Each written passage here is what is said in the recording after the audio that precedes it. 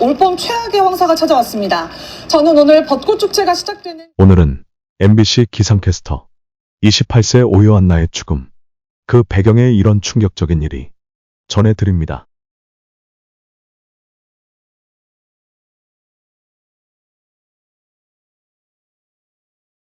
지난해 9월 숨진 오요한나 MBC 기상캐스터가 직장 내 괴롭힘을 받았다는 내용의 유서가 뒤늦게 발견됐습니다. 오 씨는 1996년 전라남도 광주 출생으로 서울예술대학 문예창작과를 졸업했습니다. 2017년 JYP 엔터테인먼트 13기 공채 오디션에 참가해 입상했습니다. 2019년 5월엔 춘향 선발대회에 출전해 수기에 당선되어 남원시 춘향 홍보대사로 활동했습니다. 같은 해 11월에는 SBS 슈퍼모델 선발대회에 참가하여 본선에 진출한 경력도 있습니다. 2021년 5월 그녀는 MBC의 기상캐스터에 합격해 활기찬 모습으로 날씨를 전해주었습니다. 하지만 그녀는 프리랜서 신분이었고 월 130만 원 정도 받았다고 합니다. 28세의 오요한나의 죽음은 우리에게 많은 것을 생각하게 합니다. 이와 관련하여 MBC 노동조합 제3노조은 충격적인 기상팀 프리랜서 사이의 위계질서와 직장 내 괴롭힘에 경악한다라는 제목의 성명을 냈습니다. 먼저 성명 내용을 소개합니다.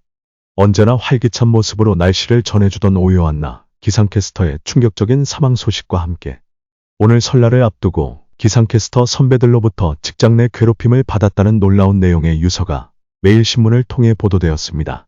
알려진 유서 내용에 따르면 오요한나 씨는 입사 후 5달이 지난 2021년 10월 아침 메인 뉴스인 뉴스투데이 날씨를 맡게 되면서 괴롭힘을 받기 시작했다고 합니다.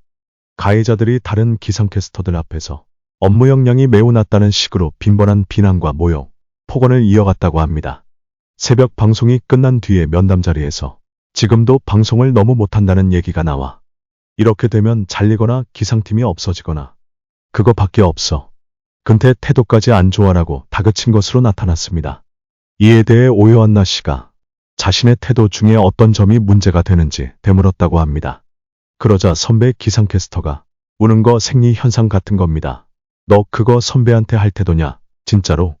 너 나한테 듣고 싶은 마음 있어? 너 뭐해? 나랑 지금 이라고 비난했고 이어서 태도가 뭐가 문제냐고 물어보면 너의 태도부터가 지금 아니잖아. 너 왜 그래? 뭔데 그렇게 야? 너가 여기서 제일 잘났냐? 이렇게 다그쳤다고 합니다.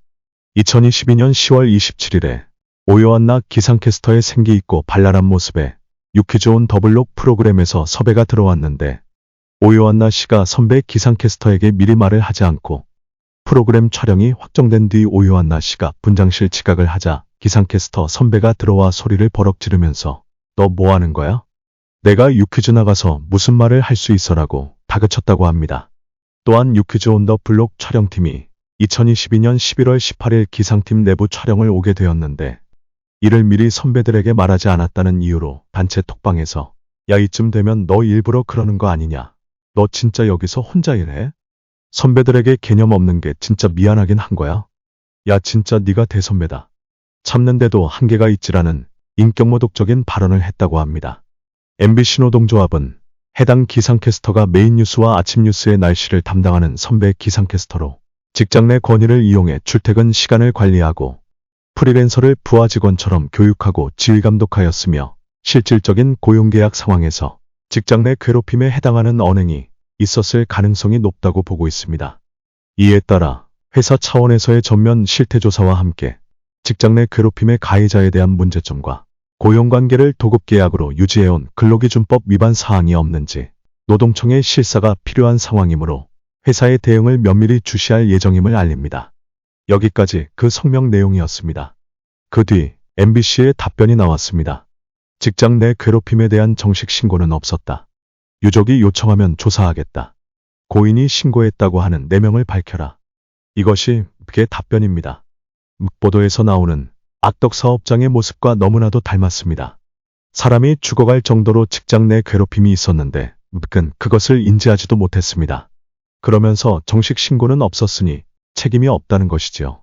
직장 내 괴롭힘에 대해서는 유족이 요청하면 조사하겠다. 그리고 신고를 받았다고 하는 내명은 유족 측이 밝히라라는 게 공영방송계의 입장입니다. 그동안 묵은 엄청나게 많은 보도에서 비정규직이 지위상의 불평등 때문에 직장 내 괴롭힘 신고조차 제대로 못하고 신고할 경우 오히려 불이익을 받는 사례를 고발해왔습니다. 그 방송들을 자신들은 제대로 보기라도 한 것입니까? 윤석열 대통령의 생일 노래를 부른 경호원들도 직장 내 괴롭힘으로 정식 신고를 안 했습니다. 그럼 직장 내 괴롭힘이 없는 것입니까? 그런데 왜 묵근 직장 내 괴롭힘이라고 보도했습니까? 무엇보다 묵근 유족 측을 향해 고인이 신고했던 4명을 제시해보라고 요구하고 있습니다. 참으로 비열한 작태입니다. 직장 내 괴롭힘에 시달리는 노동자들은 대부분 가족에게 그 사실을 제대로 밝히지 못합니다. 직장에서 잘 적응하는 것처럼 보여서 가족들을 안심시키기 위해서입니다. 그래서 대부분 유족은 가장 늦게 직장 내 괴롭힘을 인지합니다. 지금 묵근 그 상황을 악용하고 있습니다. 하지만 이러한 묵계 태도는 전형적인 2차 가해이고 명백한 근로기준법 위반입니다.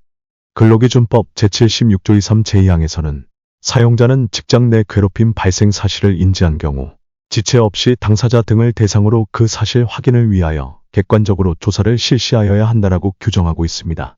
근로기준법에 의하면 사실관계를 밝혀야 하는 것이 바로 사용자인 묵기입니다. 그런데 유족이 요청하면 조사하겠다라는 말이 제정신에서 나오는 것입니까? 그럼 유족이 요청 안 하면 조사 안 할 겁니까? 법으로 사용자에게 부여한 책임을 왜 유족에게 미룹니까? 사람이 죽어가도 정식 신고가 없으니 직장 내 괴롭힘이 아니라는 발상은 청계천 피복공장 시대에서나 가능합니다.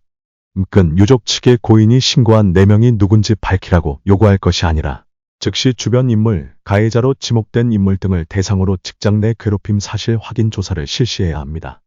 열등하고 불리한 고용 조건에 있는 노동자는 제대로 신고조차 하지 못합니다. 악덕 사용자는 그 불평등을 충분히 악용합니다.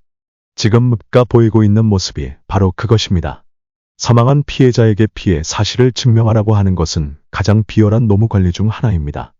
노동인권까지 언급할 것도 없이 그냥 인간의 도리에 어긋납니다.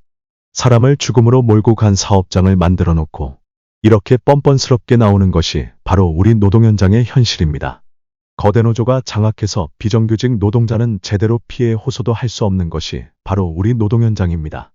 우리는 거대 노조의 폐악질만 관심이 있지 실제 노동 현장이 아직도 이렇게 열악하다는 것을 모르고 있습니다. 따라서 이번 사건은 반드시 진상을 밝히고 책임자를 처벌해야 합니다. 지금 모두가 가해자 색출에 나서고 있지만 가해자를 색출해 사회적으로 매장한다고 직장 내 괴롭힘이 사라지지 않습니다. 직장 내 괴롭힘은 사업장과 사용자의 역할이 가장 중요합니다. 직장 내 괴롭힘으로 사람이 죽어갔는데 정식 신고가 없었느니 신고한 4명을 제시하라고 요구하는 사업장들이 사라져야 우리나라 노동인권은 정상으로 돌아올 수 있습니다. 오요한나 씨의 명복을 빕니다. 좋은데 그 안에 지나가는 사람도 아 비 온대? 이렇게 들을 수 있을 만큼 말하려면 최대한 잘 빚으려고 하죠. 뭐 조사 하나, 어미 하나, CCTV 다 뒤지고 막 약간 그런 식으로.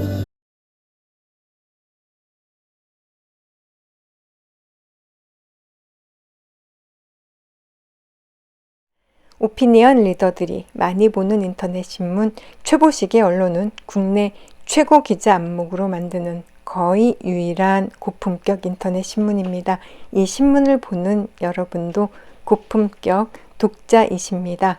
인터넷 포털 사이트 검색창에 최보식의 언론 검색해서 들어와서 함께 해주세요. 유튜브 구독, 좋아요 꾹 눌러주시고요. 쇼츠도 응원해주시면 유튜브 제작에 아주 큰 힘이 됩니다. 감사합니다.